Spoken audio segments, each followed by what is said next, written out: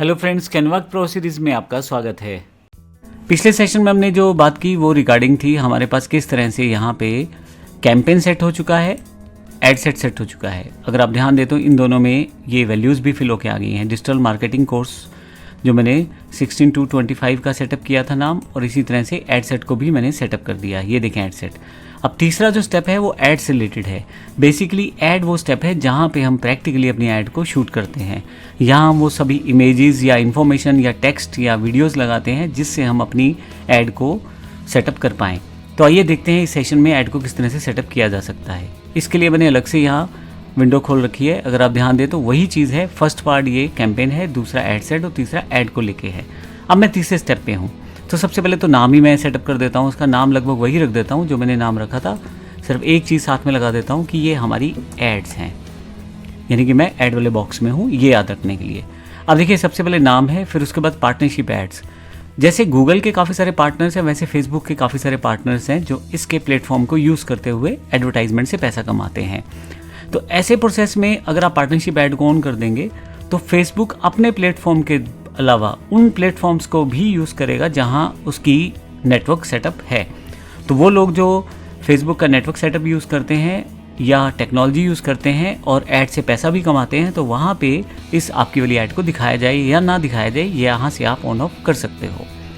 दूसरा आइडेंटिटी।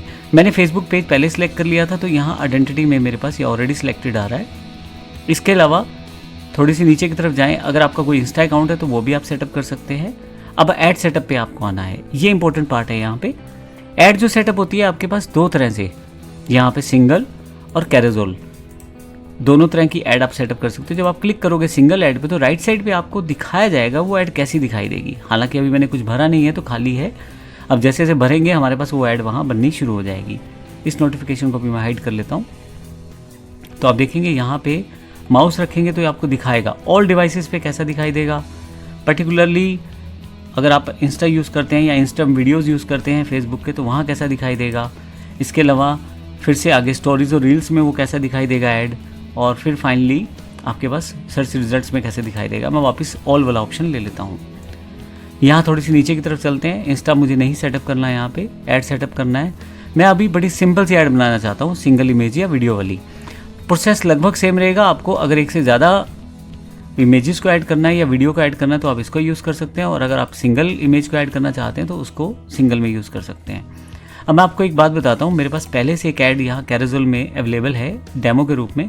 तो आप देखें यहाँ पे उसने उसका टेम्पलेट उठा लिया है और आपको यहाँ प्रीव्यू के रूप में दिखाई जा रही है वो ऐड। अब ये ऐड मैंने पहले से सेटअप की थी जिसमें मेरा लोगो है और यहाँ पे एक टाइटल दे दिया गया है बड़ा। उसके बाद मेरी ऐड के फीचर बता दिए गए हैं जो मेरा बंडल है, और नीचे की तरफ संपर्क नंबर, और कंटिन्यू करते ही वो व्यक्ति अपना नंबर डाल के मेरे से जुड़ सकता है। तो एक तरह से फॉर्म जुड़ जाएगा। इस तरह की ऐड को हम लोग यहाँ भी सेटअप करेंगे।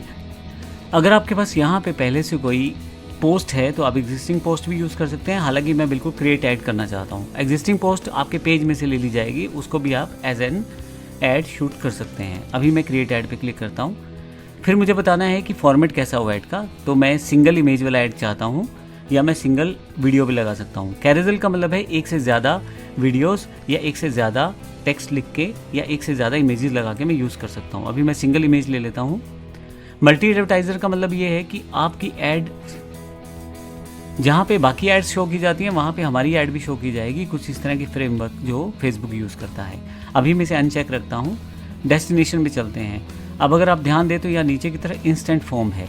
मैंने आपको बताया था कि जो मेरा मोटो था, जो मेरा ऑब्जेक्टिव था वो लीड पिक करना था, यानी कि उन लोगों का डेटा लेना था जो लोग मेरे प्रोडक्ट में इंटरेस्टेड हो सकते हैं। तो यहाँ पे उन लोगों का डेटा मेरे पास पहुँचेगा कैसे, इसके लिए फेसबुक मेरे से एक फॉर्म तैयार करवाएगा। यहाँ पे एक बिल्कुल आप built your own unique form तैयार कर सकते हैं। लेकिन आप इस पर क्लिक करें या आप पहले से बने हुए किसी फॉर्म को डुप्लीकेट करें, बात एक ही है। अभी मैं आपको डुप्लीकेट फॉर्म इसलिए दिखा रहा हूँ ताकि आपको पहले से भरी हुई फील्ड से जानकारी मिल जाएगी क्या क्या चीज़ें हमें भरनी होती हैं। एक एग्जाम्पल के रूप में मैं इसको क्लिक करता हूँ, फॉर्म बिल्कुल ऐसा ही खुलेगा और आपको क्या क्या इन्फॉर्मेशन भरनी है वो मैं आपको बता देता हूँ। यहाँ पे किसी भी फॉर्म को बनाने से पहले सबसे पहले आप उसका नाम दें। यहाँ पे मैंने जो फॉर्म यूज़ किया है एग्जाम्पल के लिए यूज़ किया है, तो यहाँ पे उसका नाम दे दिया गया। फॉर्म टाइप, क्या किस तरह का फॉर्म चाहते हैं, मोर वॉल्यूम, मतलब जिसमें ज़्यादा से ज़्यादा आपके पास लोग फॉर्म भरें। हायर इंटेंट, एक बार फिर से स्टेप चेक किया जाता है फेसबुक के द्वारा कि बेहतर लोग ही फॉर्म भरें, जो लोग सच में उस चीज़ में इंटरेस्टेड है वही लोग फॉर्म भरें बेहतर according to inquiry. Rich creative के अकॉर्डिंग जिनको ग्राफिक्स ज़्यादा बेहतर तरीके से समझ आती है उस तरह से वो रिस्पॉन्ड करें। अभी मैं मोर वॉल्यूम पे ले लेता हूँ। देखेंगे आप राइट साइड पे ना आपके पास यहाँ एक प्रीव्यू रहता है, ये आपका लोगो जो पेज के ऊपर आता है या पेज का लोगो, फिर आपका लर्नटेक जो नाम है, फिर फाइनली उसके बाद जो आप कंटेंट लिखना चाहते हैं डेमो में यहाँ दिया गया है। दूसरा इंट्रो में आप बताते हैं कि आपका फॉर्म है किसके रिगार्डिंग। अगर आप चाहें तो बैकग्राउंड इमेज ऑन कर सकते हैं, बैकग्राउंड में बैकग्राउंड इमेज आ जाएगी। अभी मैं इसे ऑफ कर देता हूँ। ग्रीटिंग्स में आपको हेडलाइन देना है। देखिए मैंने ये हेडलाइन दी है, वो हेडलाइन यहाँ पे दिखाई दे रही है इस तरह से। फिर आपको पैराग्राफ या लिस्ट में से जो भी आप दिखाना चाहते हैं, यहाँ से पैराग्राफ ले लेता हूँ। तो ये नीचे की तरफ जो मेरा कंटेंट था, ये एक इंग्लिश की ऐड थी, उसके अकॉर्डिंग यहाँ पे इन्फॉर्मेशन दी गई है। देखें आप, तो वो इन्फॉर्मेशन मैंने यहाँ पास की है ताकि जो व्यक्ति फॉर्म भरने जा रहा है उसको आइडिया रहे कि क्या क्या चीज़ें यहाँ पे अवेलेबल हैं। हर एक चीज़ में कुछ लिमिट दिया हुआ है, जैसे यहाँ पे 60 कैरेक्टर का लिमिट है, तो उसके अकॉर्डिंग ही आप अपने टाइटल को सेटअप कर सकते हैं। फिर से ये दूसरा स्टेप कंप्लीट होता है। तीसरा जो स्टेप है क्वेश्चंस का मतलब क्या है, बेसिकली आप क्या जानकारी लेना चाहते हैं अपनी ऑडियंस से। जैसे कि मुझे उसका मोबाइल नंबर चाहिए ताकि मैं उससे बातचीत कर सकूं और अपने प्रोडक्ट के बारे में समझा सकूं। ज़्यादा इजी करने के लिए मैंने यहाँ पे आपका संपर्क नंबर हिंदी में टाइप कर दिया है ताकि वो व्यक्ति जब टाइप करे तो उसे आइडिया रहे कि इसके बारे में क्या लिखा है। आप इंग्लिश हिंदी जिसका मर्जी यूज़ कर सकते हैं। अब इसमें वीडियो की ऐड है जिसमें वाइट लेबल वीडियो बेचता हूँ, तो यहाँ पे पूछा जा रहा है कि आप उस वीडियो को कहाँ यूज़ करना चाहते हैं। आप देखेंगे यहाँ ना आपका संपर्क नंबर कुछ इस तरह से बन के आ रहा है। मैं यहाँ पे इसको चेंज भी कर सकता हूँ, जैसे मैं कॉन्टैक्ट नंबर, अगर मैं ये करूँगा तो देखो यहाँ ये अवेलेबल हो जाएगा। अभी मैं Ctrl+Z कर देता हूँ, जो पहले था उसको वहीं रहने देता हूँ।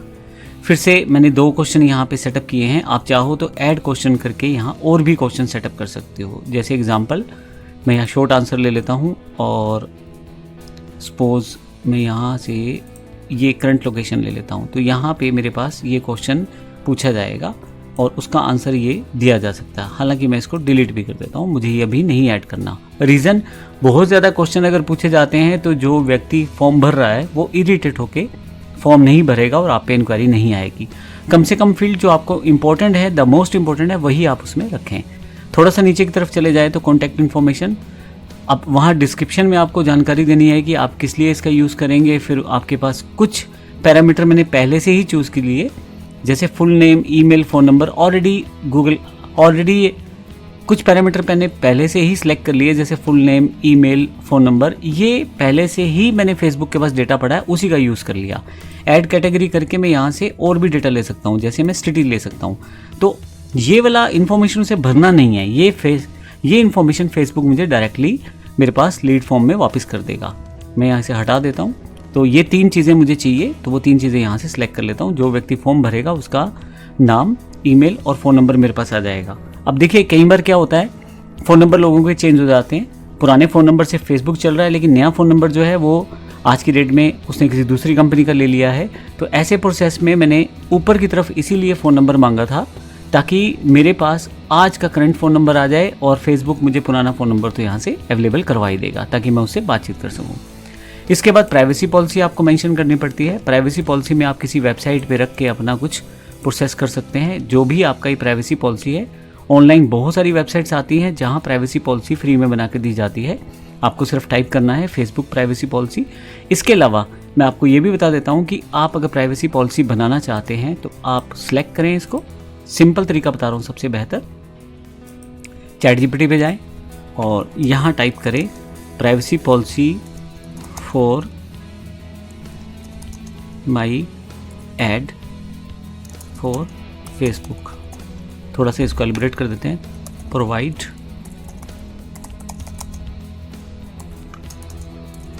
मी privacy policy for my ad for Facebook. इसमें फर्दर इन्फॉर्मेशन आप ज़रूर दें, अपनी ऑर्गेनाइजेशन का नाम, जैसे name is Learntech and we are from Ambala. एक एग्जाम्पल दिया है, लर्नटेक नाम से कोई संस्था नहीं है हमारी, सिर्फ एक मैंने एग्जाम्पल के लिए लिया है। मैं इसको सिलेक्ट कर लेता हूँ। अब आप देखें यहाँ पे नीचे की तरफ प्राइवेसी पॉलिसी बननी शुरू हो जाएगी। इसको आपने किसी यूआरएल पे प्लेस करके रखना है। जैसे हमने ब्लॉग पोस्ट में देखा था, एक ब्लॉग बना के रख लें, उस यूआरएल को भी आप यूज़ कर सकते हैं। तो देखिए ये पूरा का पूरा इन्फॉर्मेशन एक बार आप गो थ्रू करके अच्छी तरह से पढ़ के फिर आप इसको वहाँ उस पेज पे रख सकते हैं और फिर आप उसका यूज़ कर सकते हैं। मैं वापस फिर से ऐड पे वापस आ जाता हूँ। तो ये एक लिंक है जहाँ मैंने इसको पहले से रखा हुआ है, उस लिंक का यूज़ करके हम करते हैं। थोड़ा सा नीचे की तरफ जाएँ, जो टेक्स्ट है वो क्या आना चाहिए, visit learn text privacy policy. यहाँ देखें नीचे की तरफ ये आ रहा है यहाँ पे, और फर्दर कुछ इन्फॉर्मेशन आप देना चाहते हैं तो वो भी। फाइनली एंडिंग पे, एंडिंग कैसे हो, अब आप जो क्या मैसेज दिखाना चाहते हैं जब आप एंडिंग करना चाहते हैं, thanks you are all set या thanks for providing us information, कुछ इस तरह का मैसेज आप डाल के एंड कर सकते हैं। डिस्क्रिप्शन में ये ऑप्शनल है लेकिन आप दे सकते हैं, you can visit our website और एग्जिट द फॉर्म नाउ। तो यहाँ से वेबसाइट के रिगार्डिंग इन्फॉर्मेशन दी गई है। फिर एक वेबसाइट का लिंक मैंने यहाँ पेस्ट कर दिया है, इस वेबसाइट के लिंक पे जाके वो व्यक्ति अलग इन्फॉर्मेशन देख सकता है। आप फाइल भी सेटअप कर सकते हैं, बिजनेस कॉल का देंगे तो वहाँ नंबर देना पड़ेगा आपको, और भी ये चीज़ें आप सेटअप यहाँ से कर सकते हैं। फाइनली थोड़ा सा नीचे की तरफ जाएंगे तो व्यू वेबसाइट, क्योंकि बटन कौन सा दिखाना चाहता हूँ, व्यू वेबसाइट। अगर यहाँ से मैं कॉल का ऑप्शन ले लूँगा तो फिर मैं यहाँ से कॉल का बटन भी ले सकता हूँ यहाँ से नीचे की तरफ से। ये सब करने के बाद आपके पास फाइनली क्रिएट फॉर्म पे क्लिक करना है और आपका फॉर्म बन जाएगा।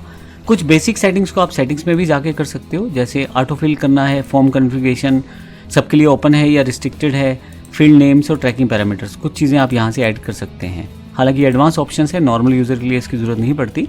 तो ये मेरे पास एक फॉर्म का मैंने टेम्पलेट बनाया। अब मैं इसको कॉपी करना चाहता था, आपको याद होगा, लेकिन अब मैं इसको कॉपी करना चाहता हूँ डिजिटल मार्केटिंग के लिए। तो इस फॉर्म का नाम ही मैं डिजिटल मार्केटिंग रख देता हूँ और जो मेरा डेट टाइम है वो डाल देता हूँ, ताकि मुझे याद रहे कि ये मैंने कब बनाया था और किस सेगमेंट के लिए बनाया था, ताकि डेटा जब मेरे पास आए उसकी इन्फॉर्मेशन आती रहे। या इंट्रो सेम रखनी है मुझे, वहाँ पे चेंज करना है इसको, फॉर्म के इस टाइटल को। अब यहाँ थोड़ा सा रिवर्स है, मैं पहले फॉर्म बना रहा हूँ उसके बाद ऐड बनाऊँगा। तो अब मैं चैट जीपीटी पे मैंने जो ऐड बनाई थी उसको यूज़ कर लूँगा यहाँ पे मैं, ये वाली, और इसको मैं टाइटल को यहाँ से कॉपी कर लूँगा और यहाँ जाके यहाँ पेस्ट कर दूँगा। देखें, और ये वाला डबल हो गया तो इसे हटा देता हूँ और फिर से वापस जाऊँगा यहाँ पे।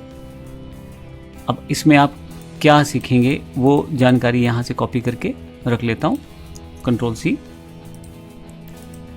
कंट्रोल ए, कंट्रोल वी, ताकि मेरे पास ये वाली चीज़ आ जाए। और इसके अलावा इसको नेक्स्ट कर देता हूँ। इन्फॉर्मेशन मुझे यही चाहिए तो मैंने इन्फॉर्मेशन को छेड़ा नहीं है, वो लगभग वही वाला चाहिए।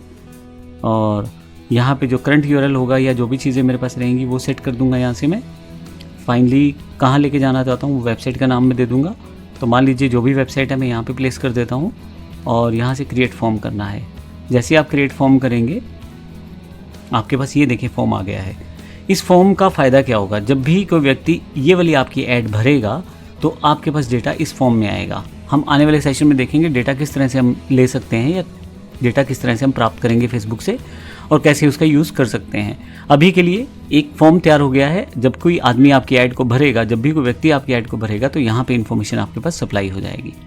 तो इस सेशन में हमने देखा किस तरह से हमने अपनी ऐड के एडवर्टाइजमेंट पार्ट को कवर किया है। इस सेशन में तो हमने अभी फॉर्म बनाना ही सीखा है और उसको सेटअप करना सीखा है, और हम लोग जो है नेक्स्ट सेशन में बात करेंगे किस तरह से हम एड्स क्रिएटिव को ऐड करेंगे ताकि हमारी जो ऐड है वो कंप्लीट हो जाए, और फिर हम देखेंगे इस ऐड को कैसे यूज़ किया जाता है। धन्यवाद।